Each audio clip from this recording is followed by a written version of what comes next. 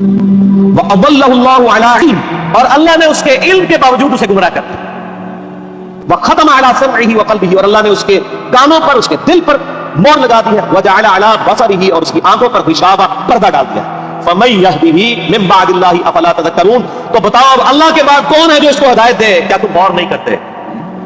جس کو اللہ گمراہ کر دے، مَن يَهْدِهِ اللَّهُ فَلَا مُضِلَّ لَهُ، جسے اللہ ہدایت دے اسے گمراہ نہیں کر سکتا۔ وَمَن يُضْلِلْ فَلَا هَادِيَ لَهُ، اور جسے اللہ گمراہ کر دے اسے کوئی ہدایت نہیں دے سکتا۔ تو اللہ تعالیٰ فرما رہا ہے کہ ایسا شخص جو اپنی خواہش نفس کی پیروی کرتا ہے، تو اگرچہ اس کے پاس علم بھی ہوتا ہے، پھر بھی وہ بہرا، اندھا اور گونگا ہو جاتا ہے، حق بات قبول نہیں کرتا، کیونکہ اللہ اسے گمراہ رہنے دیتا ہے کہ اس کے پاس علم تھا، اس کے باوجود اس نے اس علم کا فائدہ نہیں اٹھایا۔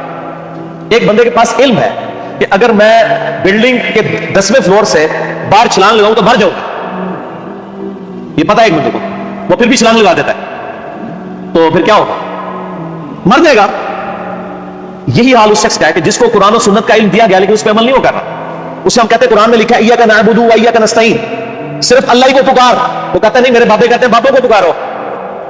اب علم تھا اس کے پاس، گمراہ ہو گیا، اللہ کی بات نہیں مانی۔ ایک بندے کو بتایا بھی بخاری مسلم میں نماز کا طریقہ رکوع میں جاتے وقت اور رکوع سے اٹھتے وقت رفع الیدین کے ساتھ لکھا ہے، نہیں مانا۔ ایک بندے کو بتایا کہ تم ہر مہینے 11ویں دیتے ہو، جبکہ 11ویں والے پیر کی جو اپنی کتاب ہے بنیۃ الطالبین، اس میں نماز کا طریقہ وہی لکھا ہے کہ بخاری مسلم میں لکھا ہوا ہے، وہ کہتا ہے میں نے رفع الیدین نہیں کرنا۔ تو ضد کر کوئی علاج نہیں۔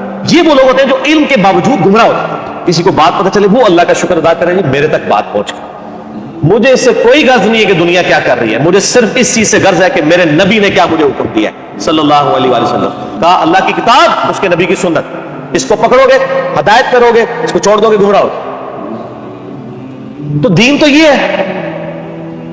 ایک بندہ آپ کو قرآن سکھا تو رہا ہے لیکن خود قرآن میں عمل نہیں کر رہا، تو اس کا قرآن کا سکھانا کیا؟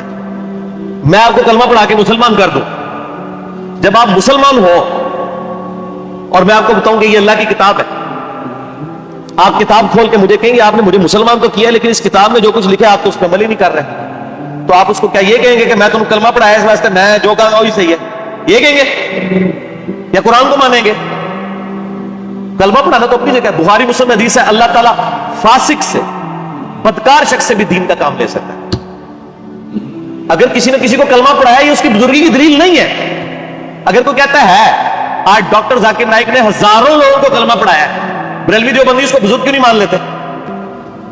اگر آپ نے کلمہ پڑھانے کو کسی کی بزرگی ماننا ہے تو ڈاکٹر ذاکر نائک نے ہزاروں لوگوں کو کلمہ پڑھایا ہے نا، تو کیا بریلوی دیوبندی اور شیعہ مان لیں گے اسے بزرگ؟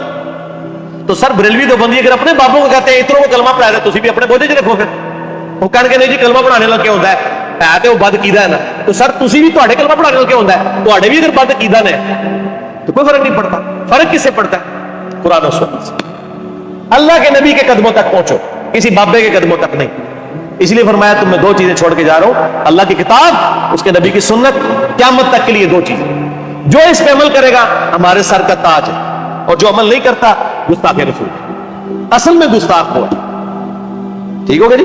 آگے سے اللہ تعالیٰ فرماتا ہے وَقَالُوا مَا هِيَ إِلَّا حَيَاتُنَا الدُّنْيَا، اور یہ لوگ تو کافر کہتے ہیں کہ بس دنیا کی زندگی ہے، نموت وَنَحْيَا، ہم اسی میں مرتے ہیں اور جیتے ہیں، وَمَا يُهْلِكُنَا إِلَّا الدَّهْرُ، اور ہمیں جو ہلاک کرتا ہے نا وہ زمانے کی گردش کرتی ہے، یعنی جب ٹائم پورا ہوتا ہے تو ہم مر جاتے ہیں۔ کوئی یہ زندگی موت کا نظام کسی خدا نے کنٹرول نہیں کیا ہوا، نہ قیامت قائم ہوگی، ڈاؤٹ۔ حالانکہ ان کے پاس علم کی رتی بھی نہیں ہے، اگر ان کے پاس علم ہوتا تو ان کو پتا چلتا یہ نظام کسی کے بنانے سے بنایا گیا۔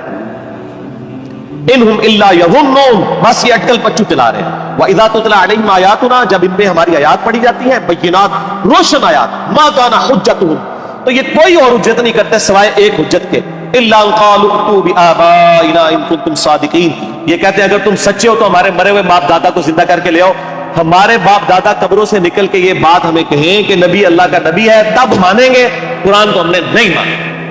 یہ کافروں کی دلیل تھی، اور یہ ساری کافروں والی روش آج بھی جاری ہے۔ ہم کسی کو بتاتے ہیں نا قرآن میں یہ لکھا ہوا ہے، وہ کہتے ہیں یہ جو قبر میں چلا گیا نا یہ تو کچھ اور بتا کے گیا ہے۔